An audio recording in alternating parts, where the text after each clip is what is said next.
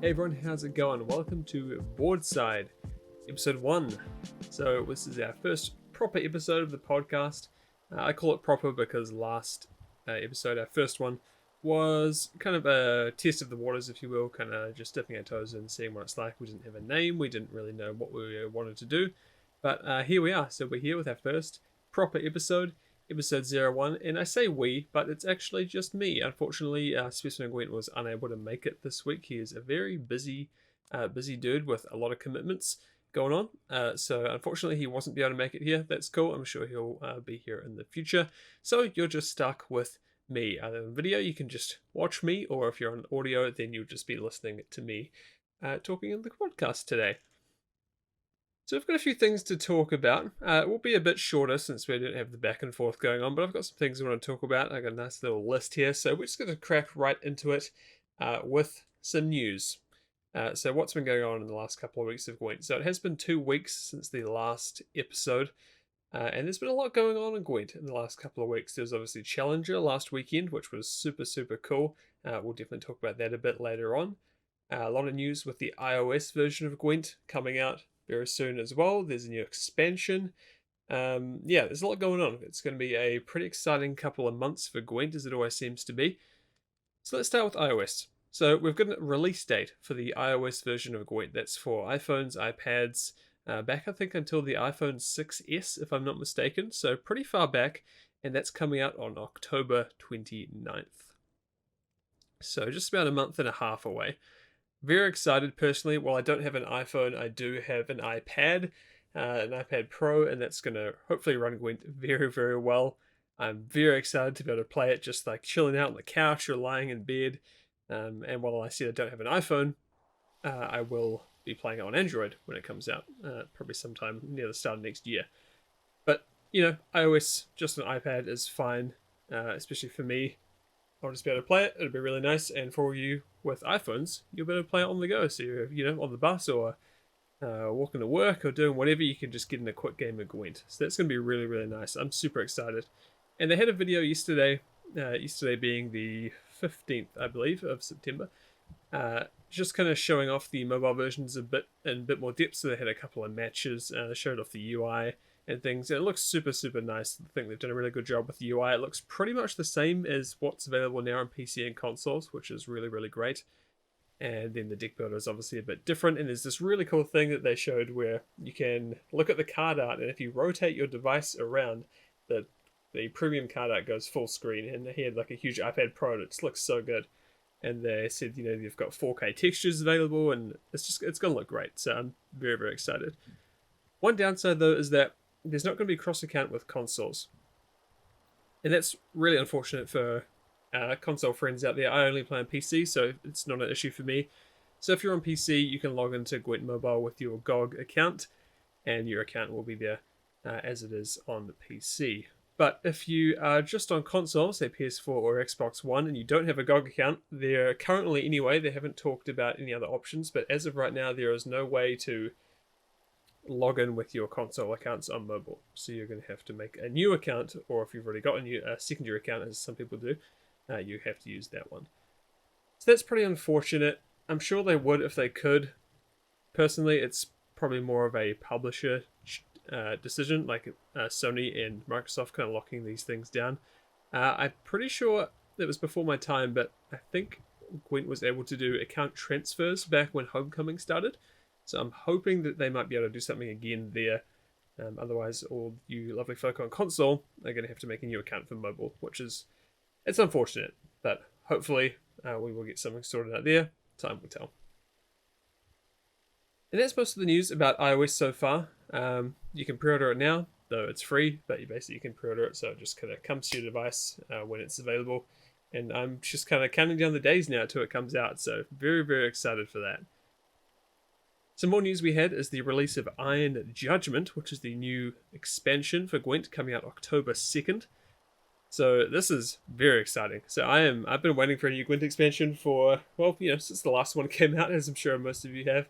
But the thing with this is that when the first expansion, Crimson Curse, came out, I had just kind of started Gwent seriously. So I've been streaming for probably 2 or 3 weeks. at that point. So I was excited for the Crimson Curse, but I hardly even knew the base set of cards at that point, so I wasn't super hyped about it, right? And then Novigrad expansion was obviously really cool, and I was really hyped for that. But I was a bit disappointed that all the factions I was used to weren't really getting any new cards. So apart from the Northern Realms rework and a couple of other little patches and stuff, this is the first real big expansion that we're getting for the existing factions since I played Gwent. So I'm really, really excited.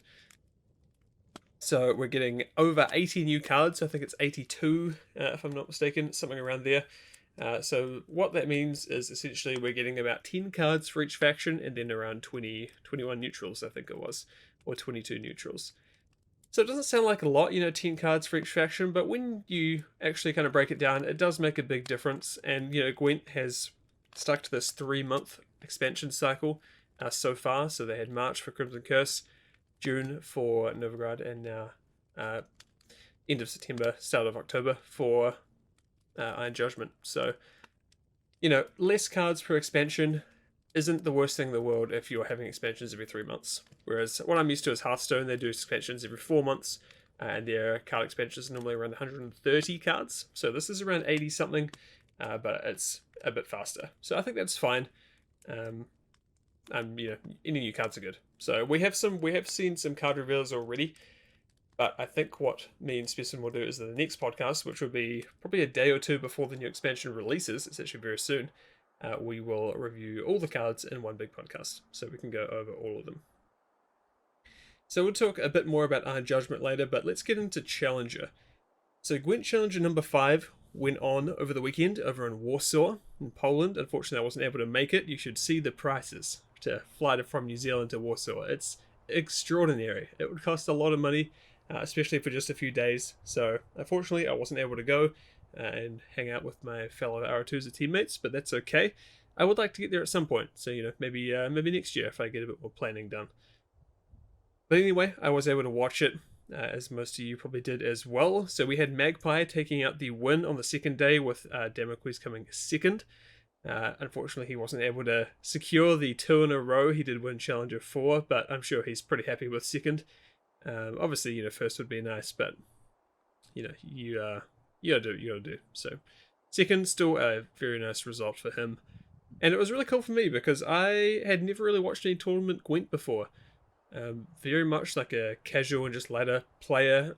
Since I'm fairly new to Gwent, start of this year, I haven't had a ton of experience with a lot of Gwent's other things like tournament play, or competitive Gwent and stuff. So this is my first real Gwent professional event that I was watching. So it was really interesting to see, how people played these serious, competitive decks where everyone kind of knows the deck list for the most part. Everyone's playing like top of their game. Really entertaining to watch. Obviously the casters did a great job. There's some really interesting decks that were brought. Freddy Babes brought some pretty interesting lineups. So it was really cool, and I had a really good time watching it. So I'm pretty excited for, whenever the next Challenger. I think there going to be one more Challenger and then a Masters. I think, or possibly even just straight to Masters. I'm not exactly sure, don't quote me on that. But personally, I'm actually going to be competing in TLG's Battle Royale 3 next weekend. So it's kind of cool. I've just watched Challenger, like my first real competitive event that I've ever seen, and now I'm going to be playing in one next weekend. I don't expect to do very well, as I've never played any sort of competitive Gwent before, but, it's going to be fun. If I get a, 3-0'd in every single game, that's okay. We'll still have fun. So I look forward to that. Now let's get back to Iron Judgment. So there's a lot of things coming with this. This is really what I want to talk about. I love getting into the expansion cycle of card games. Like the hype cycle, card releases, card reveals, all of that, card reviews, is just something I really, really, really love. I could talk about it forever. So let's talk about it for a bit. Maybe not forever, but maybe a little bit. So like I said, it's out October 2nd. There's a few fan favorite things coming back. So if you've seen the trailer, which if you haven't, you really should. It's an excellent trailer. We've got Radovid coming back. So he is obviously from the Witcher series. And he was in Old Gwent before Homecoming, and he's back. So he's coming as a leader skin as part of the rework with the leaders, where the abilities and the models are being detached from one another. So he'll be able to be equipped on assuming any Northern Realms leader ability. And he looks pretty good. And there's an alternate skin with the pre-order as well. So there's 2 available skins. There's the 1 model and 2 skins for Radovid. So people are pretty stoked that he's back. Raddy Daddy, as people call him. So that's always a nice thing to see. We've also got armor coming back. So armor is a mechanic that was in Thronebreaker, and has not seen a return to current Gwent release until now. So essentially, how armor works is it's like protection, right? So it functions like power, but any armor doesn't count towards your total point score, right? So if you've got a unit with 5 power and 5 armor, it's still just 5 power, but you've got to get rid of that armor before you can deal any damage to their base power.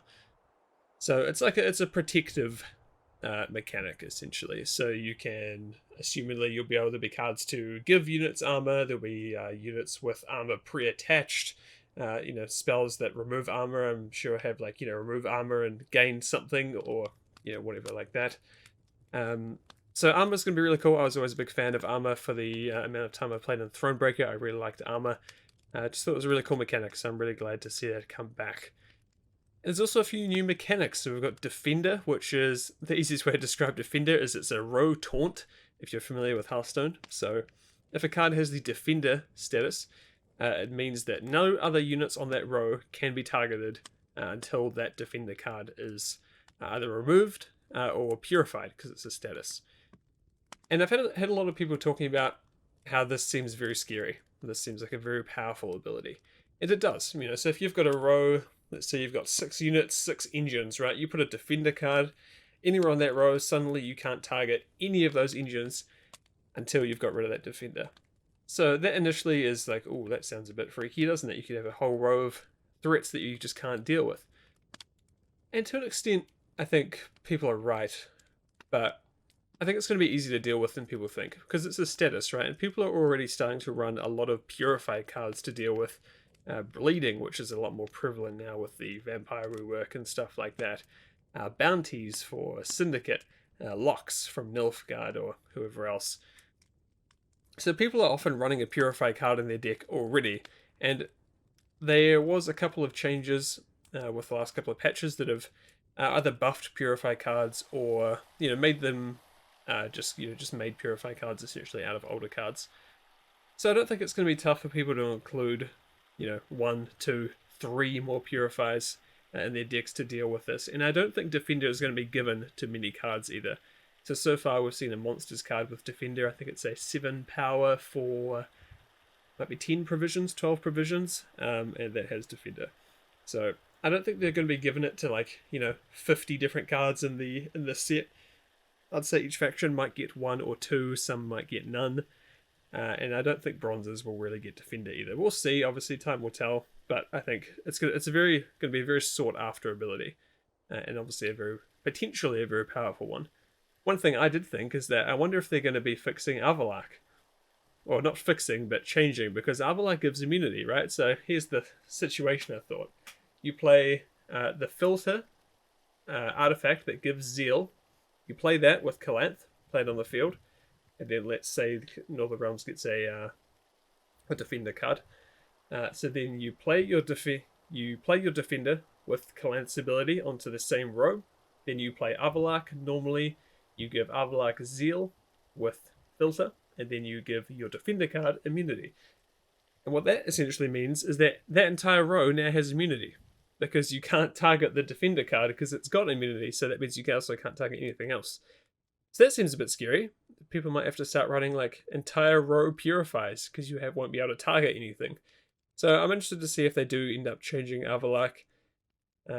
Yeah, we'll see. That sounds a bit scary. It's possible that they will just kind of not allow those kind of interactions by they may not give Northern Realms any Defender cards, or anyone that can play 2 cards in one turn. So maybe Iced won't get a Defender card, but you can play 2 cards in one turn with a lot of different leaders. Like Cleaver, you can play 2 cards with one turn. You could play a special into Avalak to pull an artifact or something. So there's going to be ways to do it.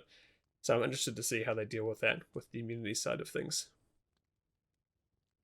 There's also a couple of other new mechanics coming. So there's one called a Barricade, which I can't remember the ability off the top of my head, but I will overlay it on screen for you. And then there was also another one, and I've completely forgotten it. That's not even in my notes. So I'll put it on screen too. I should probably prepare a bit better, huh? Anyway, I had it before. It was in my head, and now I've completely forgotten it. I was like, let's talk about that ability. What was it? No, I think it's completely gone. Yep. Nope. It's gone. Oh, I'll put it on screen for you. So there's a few more new keywords and mechanics coming, as Gwent likes to do. And yeah, so that's kind of the base overview of Iron Judgment. Like I said, the patch that's coming with it, patch 4.0, is bringing the leader ability change as well, I believe. So that'll be when we are completely detaching models from abilities, which is obviously a contentious topic, which me and SpecimenGwent did talk about in the last podcast, fairly in depth. He's not a huge fan of it. Personally, I'm not against it inherently. I think they, need to make sure they execute it correctly. But apart from that, I don't mind the idea, and I think the idea will work. They just need to make sure they do it right. So we'll see, based on what's in the game now with the names of the abilities and stuff. I'm pretty confident that they'll be able to pull it off, but time will tell again to see how that turns out. And like I said, we will also do a full card review of the expansion before it comes out. Probably, I think we're a day or two before the expansion drops. So the podcast will be out before then, and we will kind of go over the whole thing and look over every single card. There are a few cool new cards that have been announced so far. I don't want to go into too much depth because, like I said, we'll cover it later. But there's a few. There's a Nilfgaardian card that is summoned to your deck if it's placed. It's summoned to the board if it's placed on the top of your deck. So things like Ulbrich or Morvran's ability will work on that. Big news. I got my first card reveal, which was very exciting. That's one of the things I've really wanted to do. It was like one of my big goals when I started streaming Gwent was to get a card reveal, right? And that was always something I really, really would love to have and love to do, and I got it. So I revealed the Indraga Egg, which is a 4-power, 4-provision monster card, and on Deathwish it summons 3 drones. So not like, not some crazy legendary card, but decent card all around, and I was just pretty stoked to have a reveal myself, which was really cool. So I really appreciate CDPR for firing that over to me, and I hope to be able to reveal more in the future. That's kind of the main topics I had for the podcast today. We'll talk about a little bit kind of just what I've been playing recently and what's been going well. So today on stream, this being Monday the 16th of September, I was playing, it was Monster Monday, so I was playing Detlef Bleed, and it actually did really, really well. So my monster MMR was fairly low. It was around 2370 or 2365, and I think we got it all the way up to 2418. I think I feel like we played some really good games with it. It's got some power, especially it just depends kind of what we go up against. But I was beating Ardels fairly well, pretty consistently. Beat a couple of Frans, bit of Northern Realms, like a lot of Calanth. Because there are some people running the Challenger decks, which is quite cool. So you're seeing a lot of the Challenger decks kind of show up on ladder. Not necessarily by people who know how to play them, so you might be able to farm a couple of wins there. But overall, I had a good time, so that was going really well. And then last week I was also playing a Henselt kind of engine overload deck, almost similar to the Calanth decks people are playing, where you play a couple of engines or 3 in Calanth's case in one turn, and just proceed to completely steamroll your opponent. But I was playing Henselt with a couple of Citrian Spellweavers. This deck was given to me by Synergy God, and he changed it from someone else, I can't remember exactly. But they went really well. We got Northern Realms up to, I think, 2450 MMR. So, very, very powerful deck. I don't think it's as good now because people are kind of expected to it. I've seen a few people play it. So, the surprise factor is kind of worn off. Which is, a big thing about Gwent. The surprise factor can be a huge, have like a huge impact on the game just by not knowing what to expect. So, I don't think it's as good as it was when I was playing it. But I think it's still pretty decent. So, can't complain too much. And as for things going on in the next couple of weeks, there's nothing too much really. There's obviously the card reveals, which are pretty much coming out every day at this point. But we've got 13 days and it's 70 cards to reveal. So there's going to be a few every day, and I'll probably be reviewing them on stream as we go. And then means SpecimenGwent will do that full review later on. There's the TLG tournament this weekend, which is going to be very, very cool. So if you want to watch that, I am actually going to be streaming it. I've decided I'm going to do it without a delay, which I know, a lot of people probably think that's a bad idea. But just kind of my thoughts on delays is, I'm streaming to entertain, right? So I stream for people to watch and people to enjoy themselves. And as a viewer, I hate delays. So I've watched streams with delays before, whether it's Hearthstone or Gwent or whatever, and I just don't like them because it just feels like it's not live. And if it doesn't feel like it's live, then what's the point of streaming, right? So as a viewer, I hate delays, and I would rather have other people be able to watch without a delay, and run the risk of being sniped or whatever. And if someone wants to snipe me, then sure, you can feel bad about it. But I think I'm not trying to be a competitive player, I'm just trying to have fun, right? If I was trying to be super competitive, try hard, actually try and be good, super good at the game, then of course I would do what's best for that interest. But that's not my goal. My goal is to entertain. So that's kind of, I feel like it's not worth it to put a delay on as someone who wants to be entertaining. So there won't be a delay, so come and hang out. I'm not sure the exact time. It's going to be around midnight my time, so I might be a bit of a zombie, but I'll let you know on the stream and on Twitter as well what time that's going to be. And it's a Swiss tournament for the first day anyway, so it's going to go for quite a while. So I'll need a couple of coffees to keep me going, but it should be fun. It should be good, so I'm looking forward to it. But that pretty much covers everything I had here. It's kind of interesting doing a solo podcast, because you don't have that other person to go forward and back. So you crack a joke or have some punchline, and then it's just silent. No one, no one laughs because it's just you.